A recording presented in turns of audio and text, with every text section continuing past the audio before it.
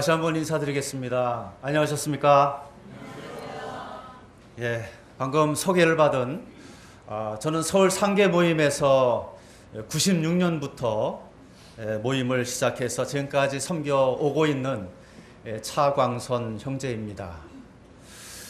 서대문 교회는 제가 구원받고 난 이후 정말 함께 하면서 우리 주님을 배우고 또 성경을 배우기를 원했던, 마음속에 사모하던 모임 중에 하나였습니다. 마침내 궁극적으로 함께해서 한 지체로서 생활하지는 못했지만은 그러나 늘 지켜보면서 서대문 교회에서 되어지는 여러 가지 일들, 성도들의 동역과 그 역사와 열매들을 지켜보면서 영적인 도전을 받고 또 더욱 주님을 향하여 전진해 나가는 그런 힘이 되었고 또 도전이 되었음을 생각할 때, 그리고 이렇게 또 저를 초청해 주셔서 하나님의 귀한 말씀을 잔치 나눌 수 있는 기회를 주신 것을 진심으로 감사히 여기고 또 영광으로 생각을 합니다. 가만히 헤아려 보니까 제가 개척하기 바로 직전 서대문 교회에서 복음 집회를 했던 기억이 있습니다. 아마 그 기억을 하시는 분들이 혹 계실는지 모르지만 그때 처음 강단에 서는, 그리고 복음을 전하는 경험이었었는데 몹시 떨리고 그리고 두려움이 있었고, 과연 집회를 잘 감당할 수 있을까, 생명의 복음을 잘 전할 수 있을까 마음의 염려도 되었었는데 성도님들의 기도와 또 성령의 도우심으로 잘 마칠 수 있었습니다. 서대문 교회에 그리고 한 20여 년 만에 저는 이게 마지막 기회라고 생각을 하는데 주님 앞에 이렇게 귀한 말씀을 함께 나눌 수 있는 기회를 열어주신 하나님 아버지께 감사를 드립니다.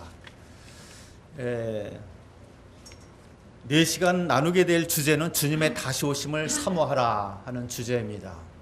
이 주제는 우리들에게 익숙하고 친숙하고, 그리고 이 단어대로 말대로 마음속에 정녕 우리 주님의 다시 오심이 소망이 되고 사모가 되고, 하루하루 살아가면서 혹 오늘 새벽일까, 혹은 정오일 때일까, 아니면 해가 뉘엿뉘엿 저물어가는 황혼 때일까, 아니면 한밤중일까, 주님은 오실 것이고 반드시 오실 것이고 이 세상 역사는 종말로 치달을 것이며, 그리고 하나님의 계획하신 영원한 하나님의 나라가 전격 도래해서 영영토록 성부 성자 성령과 함께 피로 사신 교회와 성도들과 더불어 영생복락 희락을 누리게 될 것입니다.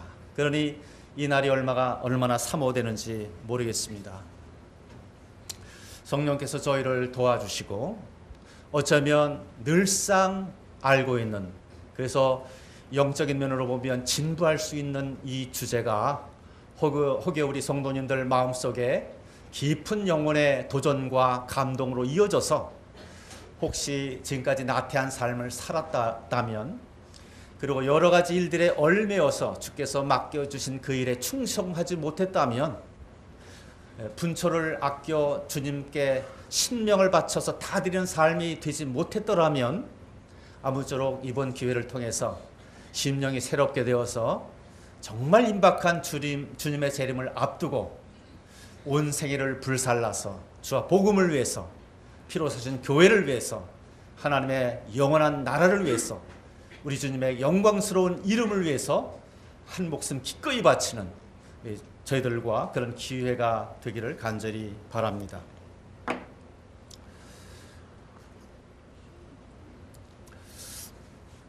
제게는 두 가지 사진 컷이 제 심정 속에 남아 있습니다. 첫 번째 사진은 아마 북한의 어떤 젊은 여성이 자유를 찾아서 중국 땅으로 넘어오려다가 무슨 일인지 도중에 강 한복판에서 그만 생명을 잃고 몸이 얼굴이 강바닥을 향한 채 부유하면서 떠다니는 장면이 어떤 카메라 기자의 사진에 포착이 되어서 찍히고 그것이 일간지에 소개된 적이 있었습니다. 야트막한 강 언저리에 긴 머리의 그 여인이, 나이를 알 수 없는 미상의 그 여인이 강을 건너다가 그만 죽음을 당한 그런 슬픔 어린 한 컷의 사진입니다. 몇 년 전에 그런 사진이 실렸죠. 또 하나는 아마 작년쯤으로 기억이 되는데, 시리아의 난민이 배를 타고 지중해를 건너서 터키 해변을 향하다 난파당했습니다. 그리고 3살짜리 아이가 바다에 떠밀려서 백사장 그 한편에 머리를 모래 백사장에 처박힌 채 죽어 있는 모습이 외국 기자의 사진에 카메라에 잡혀서 소개된 장면이 있었습니다. 이 두 그림이, 두 사진이 일견 이 세상의 영적 상황이 어떤 것인지 단적으로 보여주는 그런 장면이라고 생각이 됩니다. 첫 번째 여인은 왜 그렇게 됐을까요? 모르긴 해도 자유를 찾아서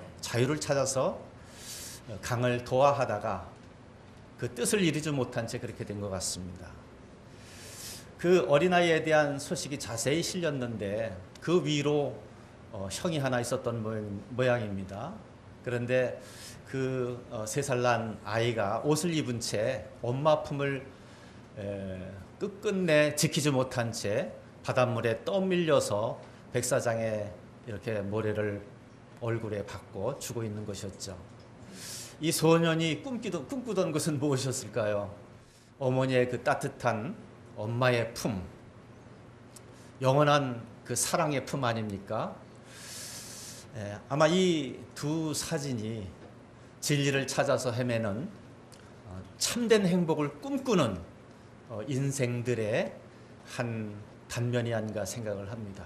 우리들은 구원받은 하나님의 자녀들이고, 그리고 마침내 가야 할, 도달하게 될 본향이 어딘지 잘 알고 있습니다. 그리고 또 우리 주님 약속하신 대로 다시 오실 주님을 간절히 소망하면서 하루하루 살고 있습니다. 앞서 사회자께서 잠깐 언급을 해주셨는데, 요한복음 14장 1절에 그렇게 기록되어 있지 않습니까?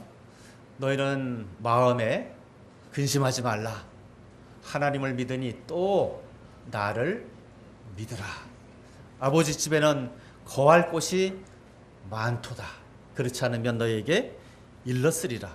내가 너희를 위하여 처소를 예비하러 가노니, 가서 처소가 예비되면 너에게로 다시 와서 너희를 내 있는 곳에 영접하여 함께 있게 하리라 하는 약속의 말씀을 하셨습니다.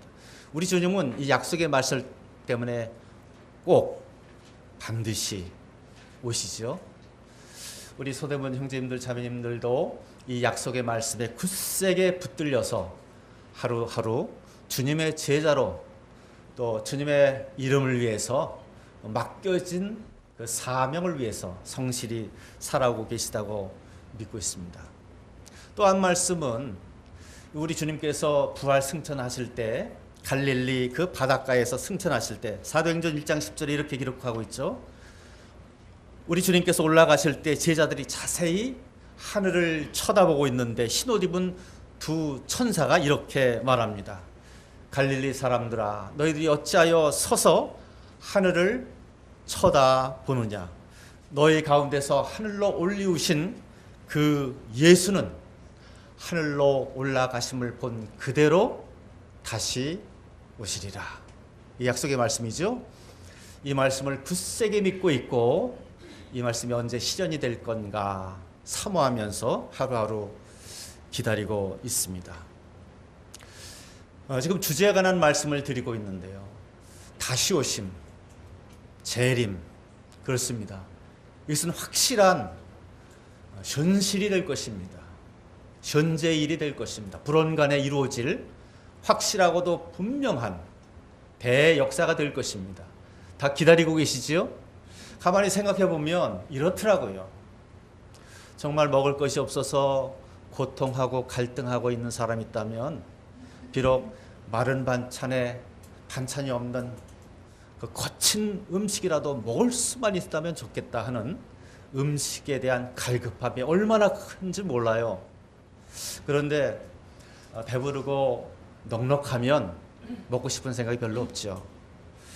주님의 이름 때문에, 하나님의 말씀 때문에, 또 맡기신 사명 때문에 그 나라를 위해서 말씀 액면대로 지키려고 애쓰다가 고통받고 핍박받고 어려움을 당하는 분들은 분명히 그 심령 속에 우리 주님 다시 오심이 정말 속히 이루어지기를 그 갈급함이 절절합니다. 그렇지만 이 땅을 적당하게 타협하면서 이 세상에서 부여해주는 즐거움을 적절히 누리면서 세상의 여러 가지 것들을 넉넉히 누리면서 살아가는 경우가 되면 주님의 오심에 대한 것은 분명하지만 그 갈급함은 현저히 떨어지더라고요. 그래서 사모하는 마음으로 남은 때를 살기를 원하는 마음에서 이렇게 주제를 택했습니다. 제가 사모라는 단어를 알고 있지만 다시 한번 사전을 찾아보니까 생각하고 그리워한다고 하는 사전적인 의미가 있더라고요. 또 하나는 우러러 받들고 마음으로 따른다고 하는 의미가 있습니다. 이러보건대 이 사전적 의미로 보면 이 사모의 대상은 사물이나 사건이 아니라 분명한 인격체임에 틀림이 없습니다. 그렇다면 우리 주님 자신이 그 사건의 중심에 오는 거고, 그리고 이 사모하는 동사의 바로 목적이 되는 거죠. 인격체 되시는 예수님 말입니다. 그러나 주님의 다시 오심을 사모하라 할 때 그것이 재림이라고 하는 사건임에 틀림이 없지만 거기에 중심을 차지하고 있는 분은 바로 우리 주 예수 그리스도 아니겠습니까? 그래서 이 사모심은 곧 주님에 대한 사모심입니다. 약속하사 반드시 성취하실 주님, 우리를 고와 같이 내버려 두지 않고 반드시 오실 주님, 그리하여 우리를 영광 중에 이끄셔서 주를 위하여 복음을 위하여 수고한, 그리고 진리의 말씀을 액면 그대로 지키기 위해서 하나님의 그 합당한, 이름에 합당한 영광을 위해서 고난받고 애쓰며 눈물을 흘린 성도들의 눈물을 씻겨주실 우리 주님, 그 주님에 대한 사모심이 날이 갈수록 우리 마음속에 차오르고 또 넘치고 있습니다. 그래서 이 큰 주제를 전제로 하여 저는 4가지 소주제를 가지고 나누고자 합니다. 오늘 나눌 첫 번째 주제는 우리의 영적 상태를 점검하라 하는 내용입니다. 계시록 2장 4절 5절 말씀을 중심으로 해서 이 주제를 가지고 나누고자 합니다. 두 번째 시간은 영문 밖으로 나가자, 성 밖으로 나가자. 영문 밖의 생활과 영문 안의 생활이 현저히 차이가 있습니다. 우리는 그 영적인 의미를 알고 있죠. 이제 우리의 영적인 상태를 살피고 우리가 머물러야 할 곳은 성 안이 아니라 인생의 세상의 화려한 것들로 약속되어지는, 보장해주는, 그러나 마침내 속임수로 이끄는 영문 안의 삶이 아니라 영문 밖의 삶, 버려지고 잊혀지고 소외된 곳, 그곳에 그리스도께서 십자가에 달려 대속의 죽음을 죽으셨죠. 우리 주님이 거기 계시죠. 그러므로 우리가 있어야 할 곳은 십자가를 지고 주님 계신 곳, 영문 밖이다. 영문 밖으로 나가자. 이것이 하나의 구호가 아니라, 이상이 아니라 삶 속에서 구체적으로 우리를 충동하고 이끌어내는 하나의 확실한 현실적 사실이라는 사실을, 진리라는 사실을 기억하기 위해서 두 번째 주제를 택했습니다. 세 번째로는 내일이 되겠죠. 피로 사신 교회에 대한 사랑입니다. 네 번째로는 그리스도의 증거자입니다. 이 네 주제는 다시 오실 주님을 간절히 사모하는 성도들에게 마땅히 그 증거로 나타나야 할 확실한 덕목이라고 믿습니다. 제가 이 주제를 다루기에 다소 미흡하고 부족한 점이 많지만 주님께서 도와주셔서 이 하나님의 주시는 교훈을 나누고자 합니다.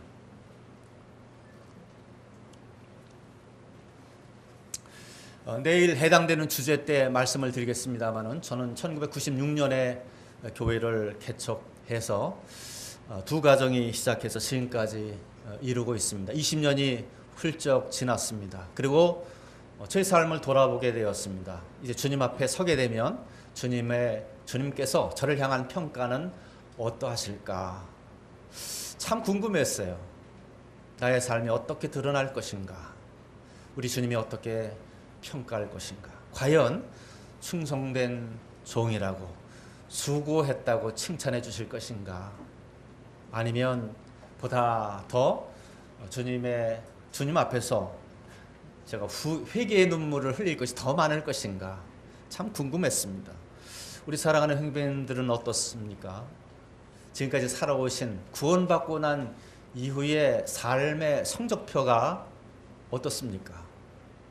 주님 앞에 고스란히 펼쳐질 삶을 통해서 그 수많은 기회들, 우리 주님께서 주셨던 하나님의 영광을 위하고 하나님 나라를 위하고 복음을 위한 피로 사신 교회를 위한 또 성도들을 섬기라고 복음을 전하라고 주셨던 수많은 기회들, 그 기회가 우리 성도님들의 삶 속에 어떻게 활용되었었는지, 그리고 어떻게 잃어버린 바 되었는지, 그 낱낱이 기록된 성적표, 주님 앞에서 나타나게 될 평가는 어떠할지 생각해 보셨습니까?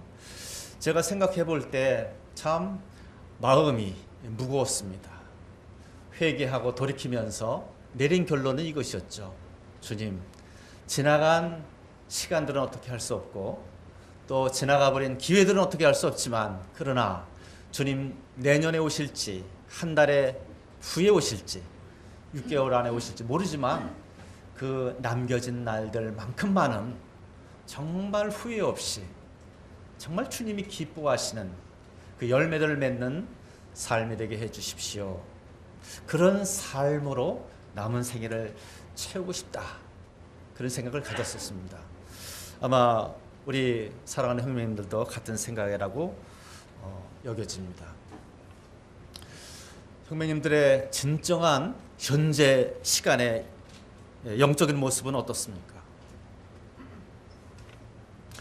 진정한 영적 상태는 어떤 것으로 분별이 되고 있나요? 지금에 만족을 하십니까? 적어도 그것이 하나님께서, 우리 주님께서 보시기에 합당하고 기쁘시게 여길 만한 상태입니까? 오늘 첫 시간에 이 영적인 상태를 한번 살펴보기를 원합니다. 우리 계시록 2장 가셔서 에베소 교회에 대한 우리 주님의 말씀을 통해서 잠깐 교제 나누고자 합니다. 계시록 2장입니다. 계시록 2장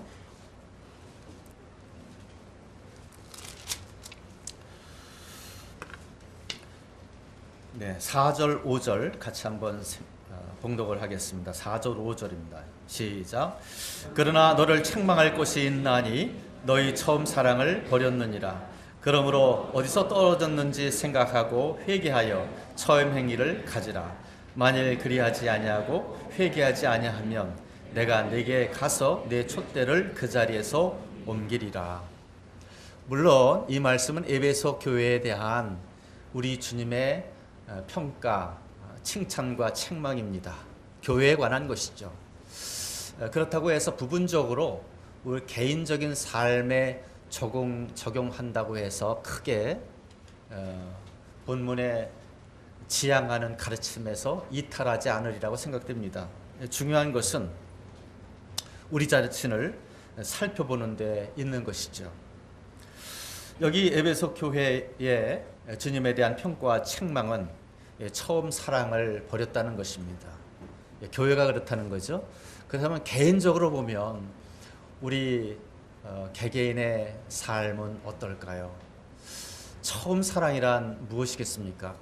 그런 경험이 다 있죠. 구원받으신 그때로부터 처음 사랑.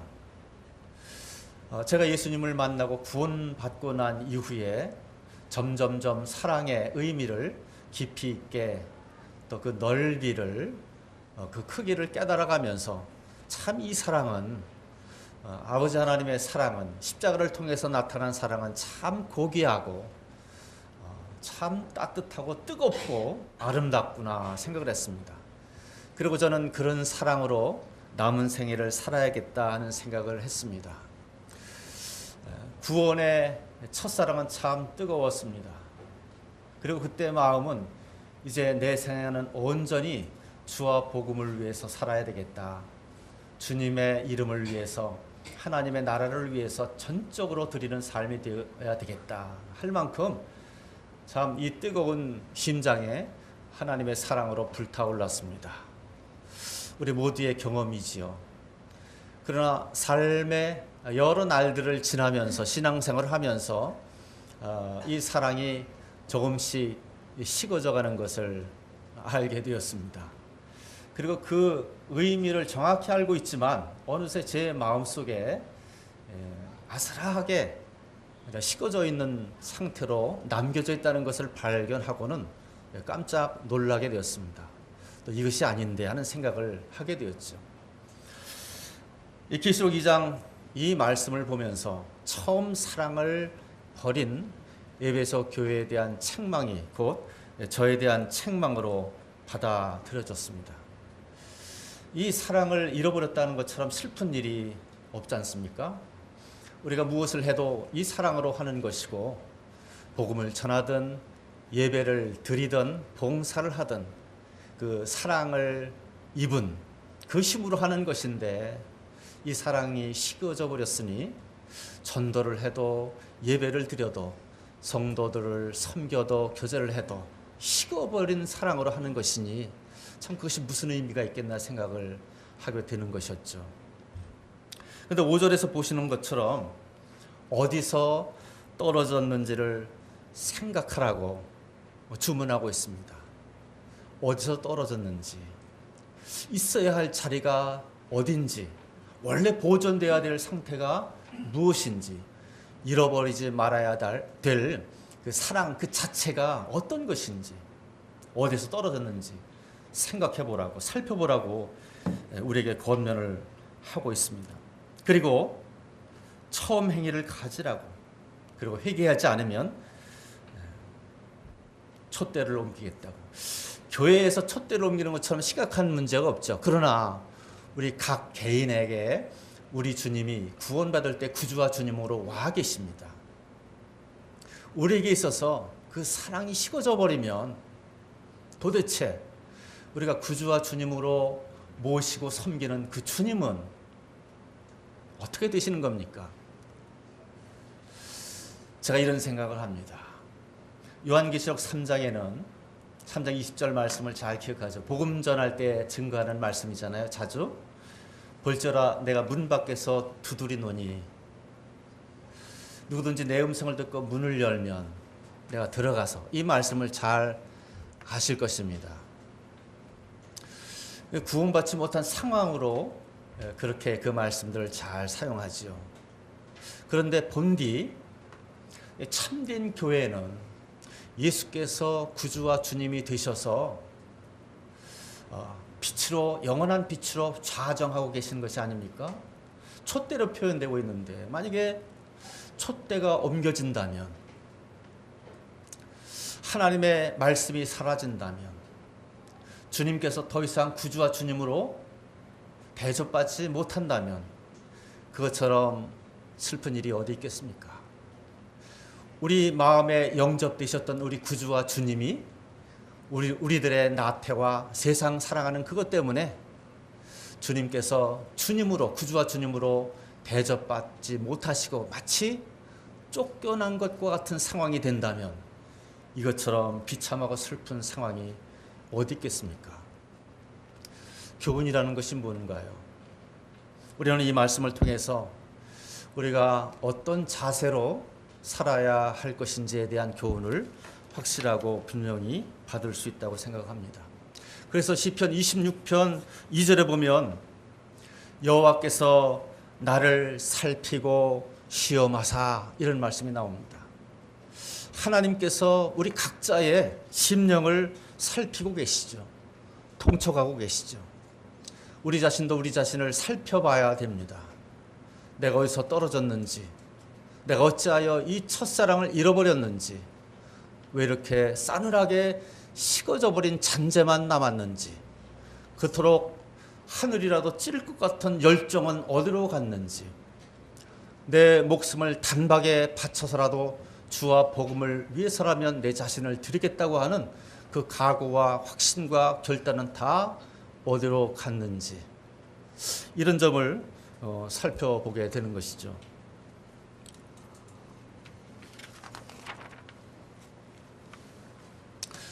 요한 사도는 우리들에게 이렇게 교훈해 주고 있습니다.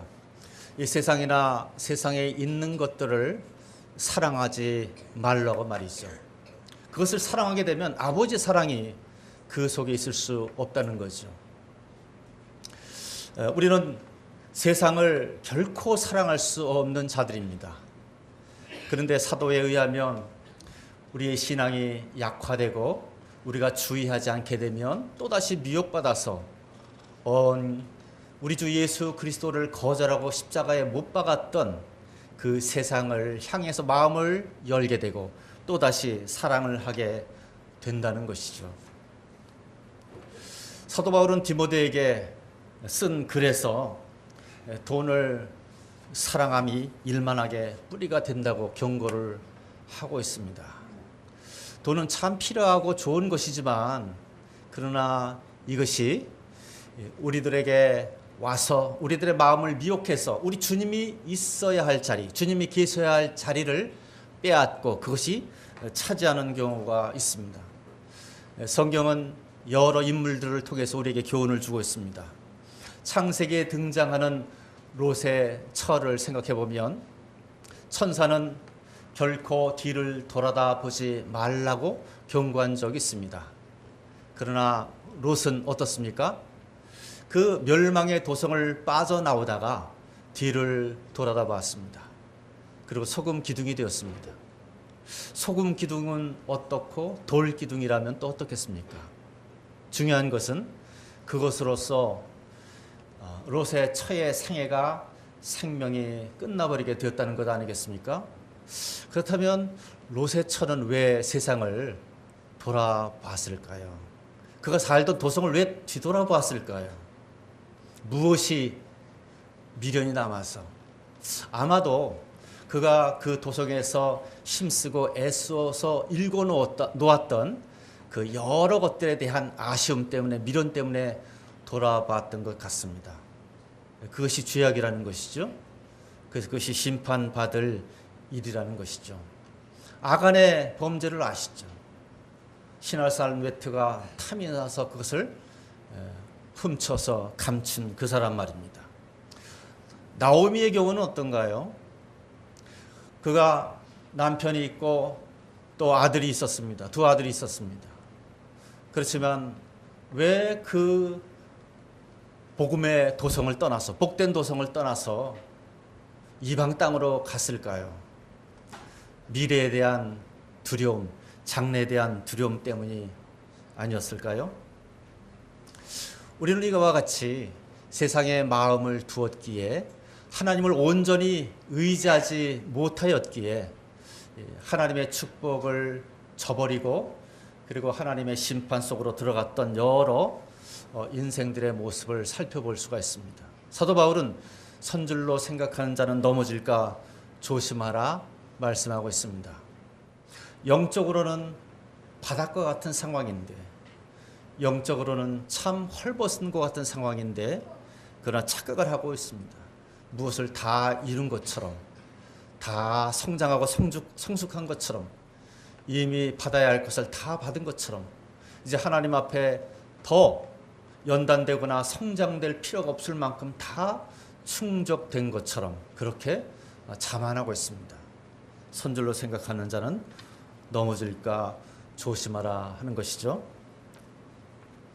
저는 돈과 관련해서 제 경험 속에 기억 속에 아주 크게 교훈되고 있는, 그리고 도전이 되고 경고가 되고 있는 두 사례를 기억하고 있습니다. 그 하나는 제가 꽤 오래전에 동원예비군 훈련 갔을 때 일이니까 꽤 오래전의 이야기입니다. 거기서 복음 전할 기회가 있었습니다.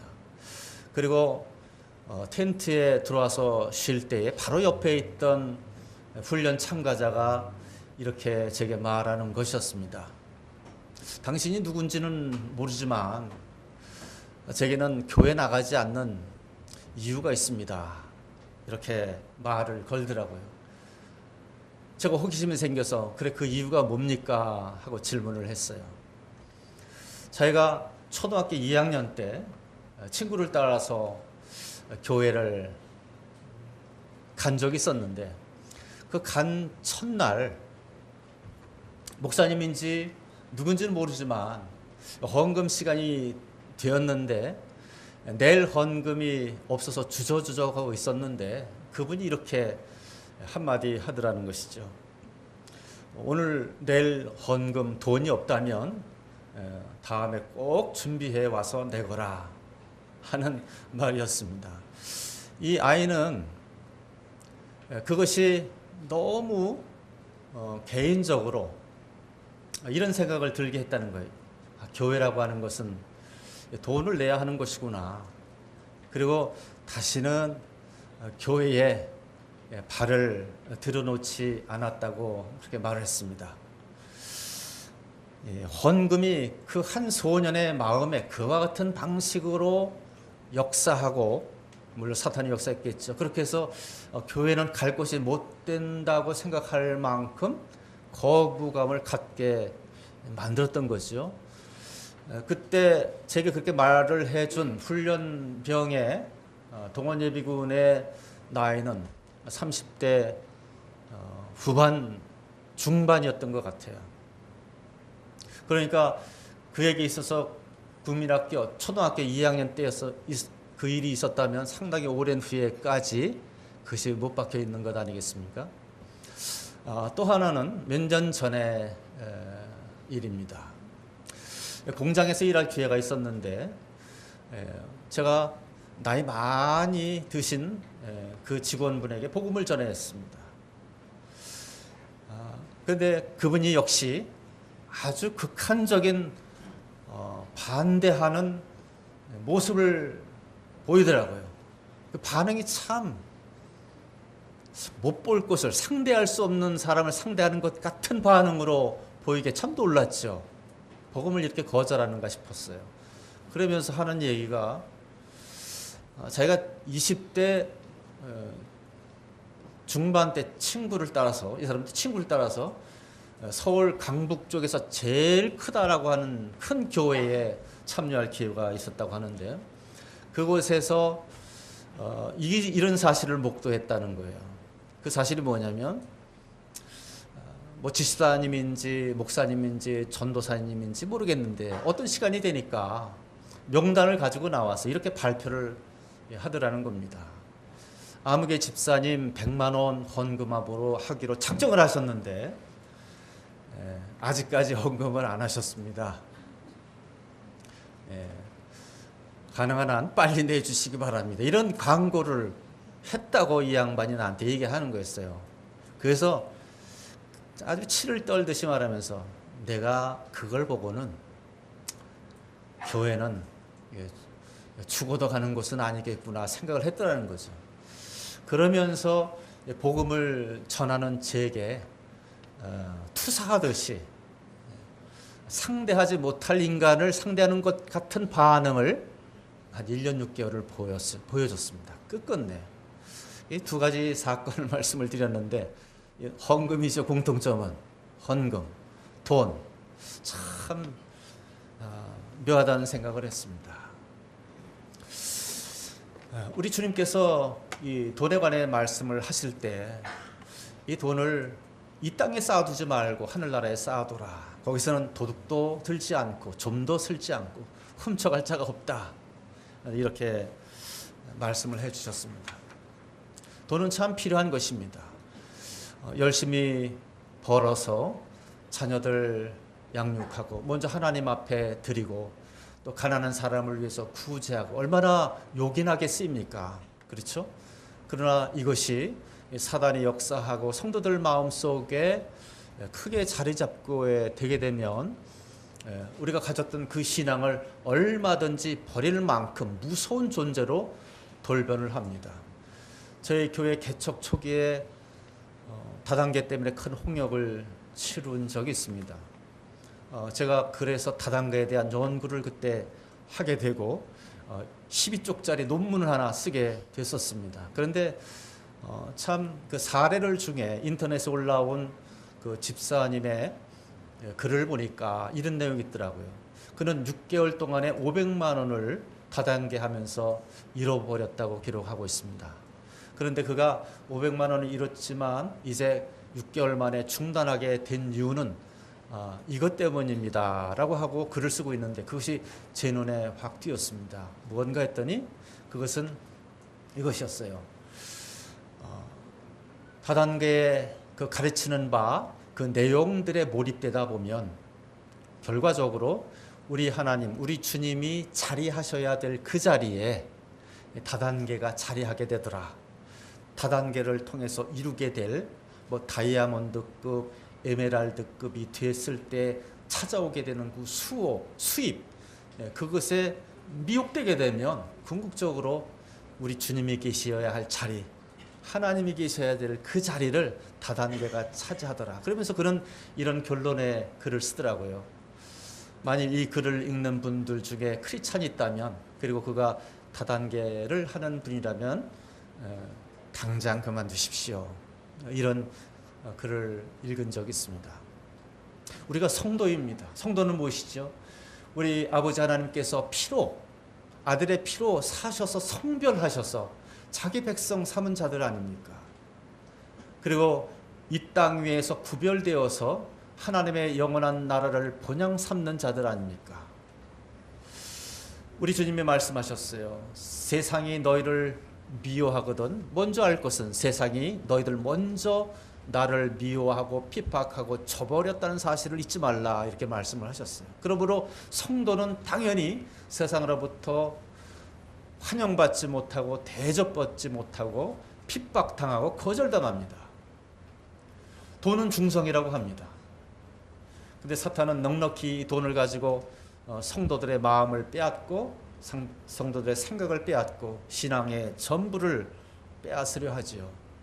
그래서 우리는 정말 이 물질의 청지기인가 관리자인가, 아니면 마치 하나님처럼 섬김의 대상처럼 되어 있지 않은가, 그걸 살펴보자는 거죠. 내 마음에 이루어진 것들을 나도 모르고 나도 기만당하고 남도 기만당하는 경우가 있습니다. 정말 하나님 앞에 진실하지 않으면, 정직하지 않으면, 간절한 마음으로 자기 영적 상태를 살피지 않으면 다 놓칠 수가 있어요. 사랑하는 여러분, 바다 위를 지나간 배의 흔적이 있습니까? 바위 위에 머물다가 지나간 뱀의 흔적이 있습니까? 공중을 날아간 독수리의 흔적이 있나요? 못 보지요. 알 수 없죠. 그러나 사탄이 성도들의 심령 속에, 성도들의 영혼 속에, 마음 한복판에 지나가면 상책이 낸 것을 볼 수 있나요? 알 수 있나요? 영적으로 깨어서 하나님의 성령에 붙들림 바 되어서 자신을 성찰하지 않으면 결코 할 수가 없어요. 우리는 요한계시록에서 어디에서 떨어졌는가를 살피라고, 돌아보라고. 우리는 구원받고 그것이 전부가 아닙니다. 영적 싸움입니다.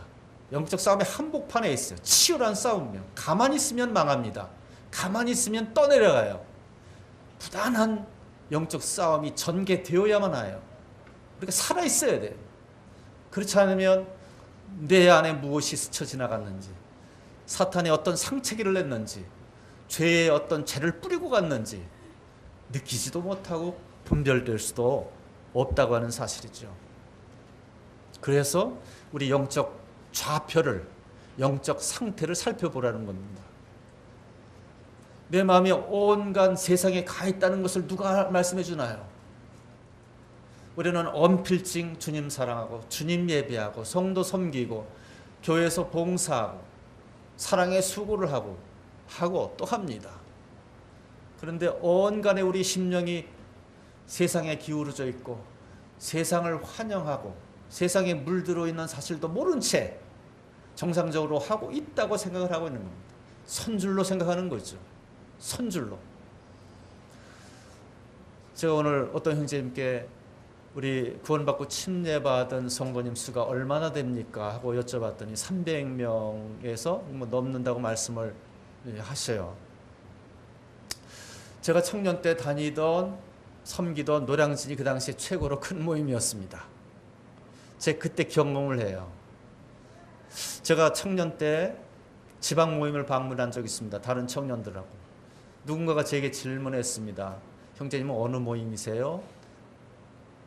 저는 1년에 어떤 자부심을 가지고 노량진 교회입니다 했습니다. 그분의 반응이 이랬습니다. 아우, 큰 모임에서 오셨네요.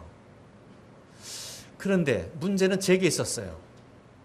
저는 모임이 크니까 제 영적인 상태도 잘 되고 잘 성장이 있는 것으로, 잘 큰 것으로 생각하는 거죠. 제 믿음도 큰 걸로 온건 생각하고 있더라고요. 주님 보시기에 부족함이 없이 잘 성장한 것으로 여기고 있더라고요. 10년 동안 노량진을 다녔습니다. 근데 그것이 언제 산산조각 드러나고 깨졌냐면 제가 교회를 개척하려 할 즈음이었습니다. 성도들에게 인사하고 이제 개척을 시작하는 어간에 보니까 빈털털이더라고요. 자기기만 당한 것이었고 정말 아무것도 아닌 것이었어요. 제로 베이스, 처음부터 다시 시작하는 것이었더라고요. 큰 모임에 있다고 당연히 큰 줄 알았는데 아니었어요.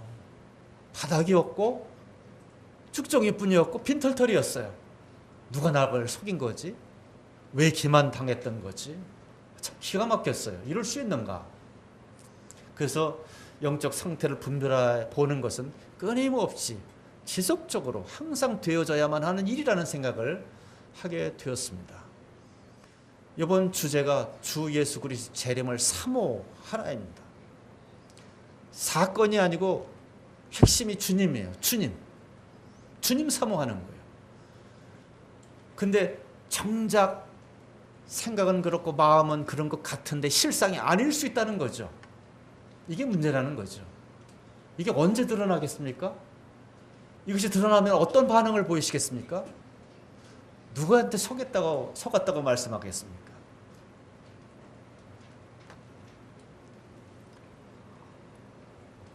우리 아버지 하나님은 우리를 정말 사랑하지만 그리고 여전히 우리의 심령을 통촉하십니다.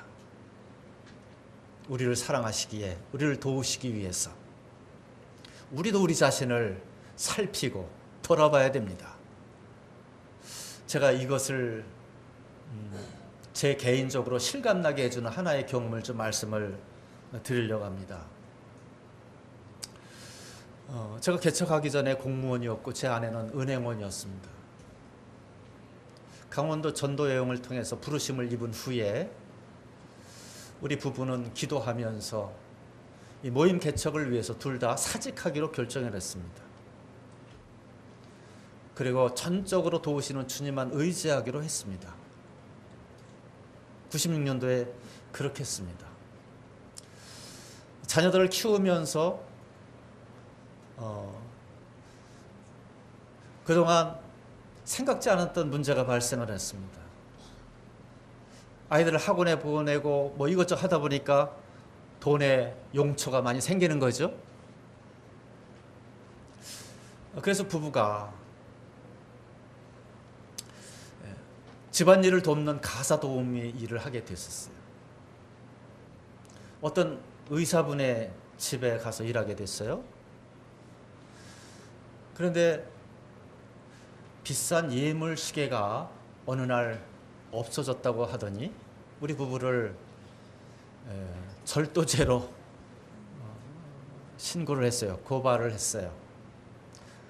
그래서 경찰서에서 형사들이 와서 우리를 조사하고 그리고 경찰서에 출두하라고 명령서를 보냈어요.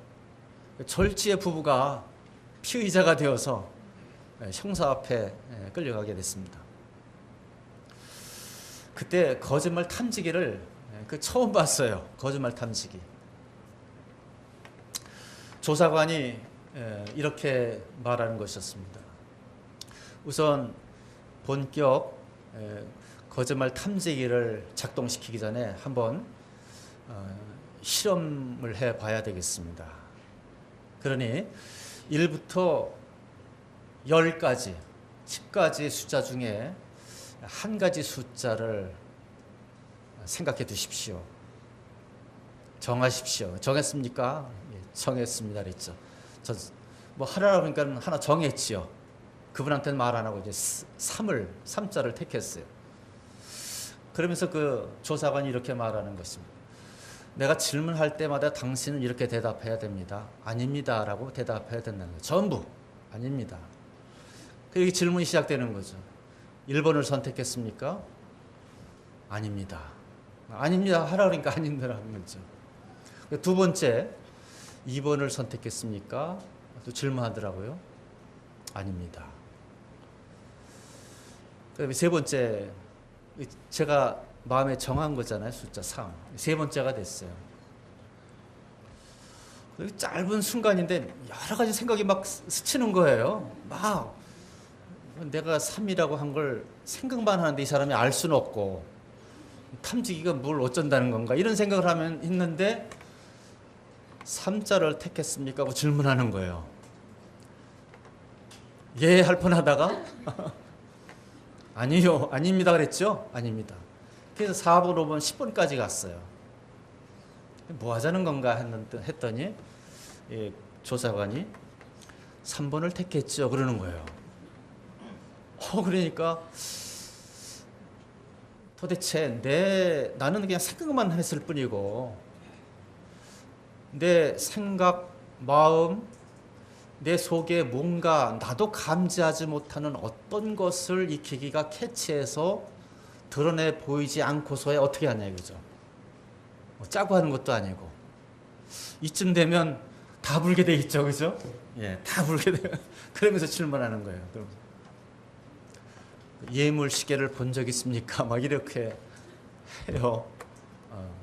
뭐 얼마짜리인지 모르지만 뭐 몇백만 원 되는지 모르지만 근데 사실은 아니거든요. 뭐 훔쳐갈 리가 없잖아요, 우리 부부가. 그러니까 아닙니다. 아닙니다. 이건 뭐 시켜서가 아니라 사실을 그러니까 아니라.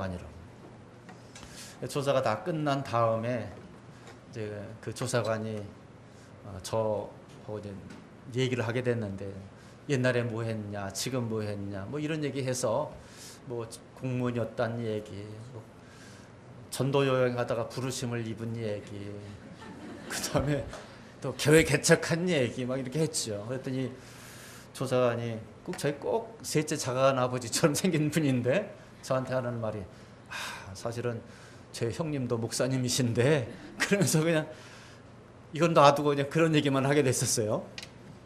근데 그 거짓말 탐지기에 제가 범인이 아닌 거로 나타나더라는 거죠. 제가 드리는 말씀의 요지는 신기한 것이었어요. 어떻게 내 생각 속에 스쳐 지나갔는지 하여튼 나만이 알고 있는 그 상황인데 이 기계는 어떻게 감지한단 말인가. 참 신기했어요. 그런데 우리 알잖아요. 생각 속으로 어떻게 범죄한다는 걸 알잖아요. 말로 어떻게 혼자의 언어로 범죄한다는 거 우리 알잖아요. 우리만 아는 경험이 있잖아요. 마음으로 어떤 악심을 품는지 알잖아요. 그리고 성도를 만날 때는 전혀 내색되지 않고 알 수도 없는 문제죠. 평범하게 정상적인 교제를 하는 거죠. 그러나 이미 우리의 마음속에는 얼룩덜룩 죄로 얼룩져 있는 것인데 이게 하나님이 원하시는 상태이겠느냐는 거죠. 그럴 수 없다는 거죠. 우리 주님은 전혀 깨끗하고 순결한 분이셨죠. 우리 주님께서 어린 양처럼 오셔서 십자가에 달리실 때 아버지의 원하심이었어요. 아들을 화목제물로 삼으셔서 그 깨끗한 피로 우리를 구원하기를 원하셨고, 우리도 그 아들처럼 되기를 원하시는 거죠. 도대체 우리 중에 구원받은 분들 중에 자기 능력과 애씀과 열심으로 구원받은 사람이 어디 있어요? 믿음으로, 은혜로죠. 은혜로 선물로 구원을 받았습니다. 이제 우리의 목은 무엇을 하여 애써서 구원받으려는 데가 있는 게 아니라 하나님이 거룩하니 너희도 거룩할지어다, 이 말씀으로 가는 것이잖아요. 우리를 구원하신 구주와 주님은 거룩하고 순결한 분이시기에 우리의 영혼도 거룩하고 순결해야 된다는 말입니다. 근데 우리는 우리의 방이 어떻게 더럽혀지는 줄 알아요. 우리의 노트가, 우리의 백지가 어떻게 더럽혀지는 줄 알아요. 우리의 몸이 어떻게 때가 덧입혀지는 줄 알아요. 그리고 어떻게 씻을 줄을 알아요. 그래서 우리의 영혼과 우리의 생각은 어떻게 더럽혀지고 어떻게 깨끗해질 수가 있단 말입니까? 그리하여 우리는 우리 자신을 끊임없이 살펴야 된다고 하는 사실이죠. 정말 주님의 제 이름을 사모한다면, 앞서도 말씀드렸지만 보세요. 우리 중에는 유효한 삶을 통해서 부족함이 없이 신앙생활 하는 분들이 있어요. 어떤 경우는 정말 하루하루의 삶이 고단하고 촉박해서 새벽녘에 일터로 가기 위해서 눈 뜨는 것이 정말 천금의 무게처럼 무거워서, 그러나 고단한 몸을 이끌고 고단한 삶의 현장으로 가서 인간적인 대우를 받지 못하면서 한 푼 받기 위해서 고단한 삶을 영위해가는 형제님들이 계시고 자매님들이 계세요. 이 고단한 인생 빨리 끝나면 좋겠다 하는 마음이 하루 이틀이겠습니까? 그런 분들 마음속에 어서 편히 저 번향에 돌아가면 좋겠다, 우리 주님 속히 오시면 좋겠다, 다를 수밖에 없어요. 다 가난해지라는 얘기가 아니죠. 반대인 상황이 있죠. 가난하고 힘드니까 더 마음이 강팍해져서 주님을 멀릴 수가 있잖아요.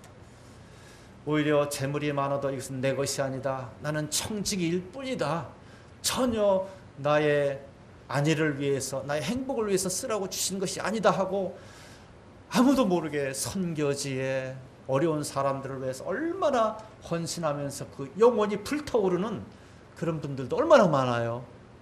많고 적음의 문제가 아니죠. 중요한 것은 우리 주님의 마음을 품고 주님처럼 살면서 그 약속하신 바, 그래요 주님 처소가 예비되면 다시 오시리라 그러셨죠. 그 말씀, 그 언약 변치 않을 줄 믿습니다. 혹 오늘 밤에 오실는지.